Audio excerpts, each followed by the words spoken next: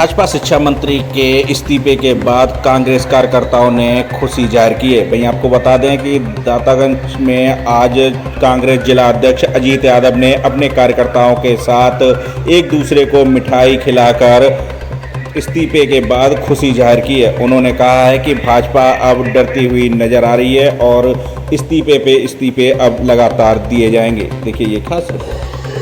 देखिए, ये छात्रों युवाओं की ऐतिहासिक जीत हुई है। कल जंतर मंतर पे देश में जो युवाओं का आंदोलन चल रहा था, धर्मेंद्र प्रधान जो शिक्षा मंत्री थे उन्हें इस्तीफा देना पड़ा। ये ऐतिहासिक जीत है और इसकी खुशी में आज हमने छात्रों युवाओं के समर्थन में विजय जुलूस निकाला है। दातागंज में कांग्रेस कार्यालय है हमारा कलौरा रोड पर, वहां से हम यहाँ तहसील तक आए हैं और हम सभी को मिठाइयाँ बांटेंगे। ये बहुत खुशी का दिन है और छात्रों युवाओं के आंदोलन को जीत मिली है। जो बीजेपी कहती थी हमारे यहाँ इस्तीफे नहीं होते, उनको इस्तीफा देना पड़ा है। और धर्मेंद्र प्रधान का इस्तीफा तो पहला इस्तीफा है। ये सरकार अगर नहीं बदली, इसकी जन विरोधी नीतियां नहीं बदली, तो आने वाले दिनों में धर्मेंद्र प्रधान तो झांकी है, नरेंद्र मोदी प्रधानमंत्री खुद बाकी है। विपक्ष मतलब जो मौजूदा सरकार है उसके कार्यकर्ताओं द्वारा लगातार छात्रों को ट्रोल किया जा रहा था कि देशद्रोही हैं, नहीं तो क्यों उनसे वार्ता की? अगर देशद्रोही थे, हम भी देशद्रोही हैं। अगर हम भी गए थे जंतर मंतर, पुलिस ने बहुत रोका, हमारे तमाम नेता गए, पुलिस लगा दी गई घरों पे हमारे।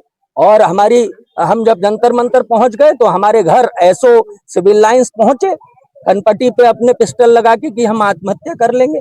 हमारी पत्नी पर दबाव बनाया कि अजीत यादव को आप वापस बुलाओ। तो आप बताओ, अगर हम देशद्रोही हैं, तो हमारे युवा देशद्रोही थे, तो मोदी सरकार ने क्यों वार्ता की उनके साथ? आपने इस मामले को लेकर शिकायत भी की है डीजीपी वगैरह से? जी, हमने शिकायत भेजी। अब हमने पत्र भेजा है। कल ही हम शाम को आए और हमने विजय जुलूस निकाला था। आज संडे है, कल हम इस पर एसएसपी महोदया को पत्र भेजेंगे एफआईआर दर्ज कराने का। और हम ये उम्मीद करते हैं, हम भारत के कानून में भरोसा करने वाले लोग हैं। ये संविधान कांग्रेस पार्टी की देन है, ये देश के कानून कांग्रेस पार्टी ने बनाए हैं। तो हम देश के संविधान और कानून में यकीन करते हैं और हमें उम्मीद है कि जो एसएचओ सिविल लाइंस ने गैर कानूनी हरकत की है, जो क्राइम किया है, उनको सजा मिलेगी, एफआईआर दर्ज होगी। और ये छात्रों युवाओं का जो आंदोलन है, इससे कांग्रेस, हम राहुल गांधी के सिपाही हैं, हम पीछे हटने वाले नहीं है। हमने जो गोरे अंग्रेज थे, ये वो कांग्रेस का तिरंगा झंडा है, जिसको पकड़ के हमारे लाखों लोग शहीद हुए, हमने जेलें काटी, महात्मा गांधी के नेतृत्व में देश को आजाद कराया। तो ये जो काले अंग्रेज है, जो बीजेपी आरएसएस के लोग हैं, ये अंग्रेजों के दलाल थे। इन्होंने आजादी की लड़ाई में गद्दारी की और ये केवल देश में वैमनस्यता फैला के भाईचारे को, भाई से लड़ा के ये सत्ता में आ गए। लेकिन देश के छात्र युवाओं ने अब इनका असली चेहरा समझ लिया है। अब वो इनके चक्कर में आने वाले नहीं है और हमें पूरी उम्मीद है कि आने वाले दिनों में ये उत्तर प्रदेश से योगी सरकार जाएगी और उसके बाद केंद्र से मोदी सरकार जाने वाली है। मुड़ा पुल की बात करें जी, आपने सत्याग्रह भी किया था। जी, मुड़ा पुल, देखिए मुड़ा पुल 10 साल से अधूरा पड़ा है। 10 साल से बीजेपी की सरकार है, प्रधानमंत्री उनके हैं, मुख्यमंत्री उनके हैं।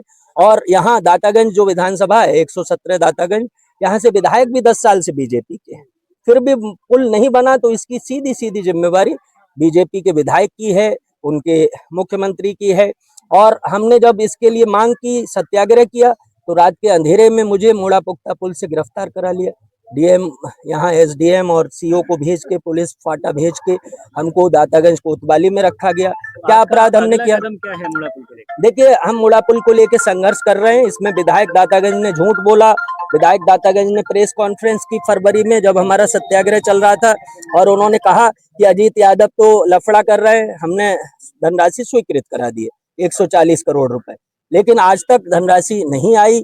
और अब तो पीडब्ल्यूडी विभाग ने भी साफ तौर पे कह दिया है कि धनराशि स्वीकृत नहीं हुई है, केवल एस्टीमेट बना है 140 करोड़ रुपए का। और उस एस्टीमेट को जब उन्होंने भेजा तो एस्टीमेट स्वीकृत नहीं हुआ है। 4 बार लौटा दी गई है फाइल। विधायक जी में अगर हिम्मत है, अगर वो सच बोल रहे हैं, तो जनता के सामने आकर उनको जवाब देना चाहिए कि वो उन्होंने जो धनराशि स्वीकृत कराई थी, वो किस तिजोरी में रखी हुई है, कहाँ उन्होंने बंद करके रखा हुआ है। मनरेगा से महात्मा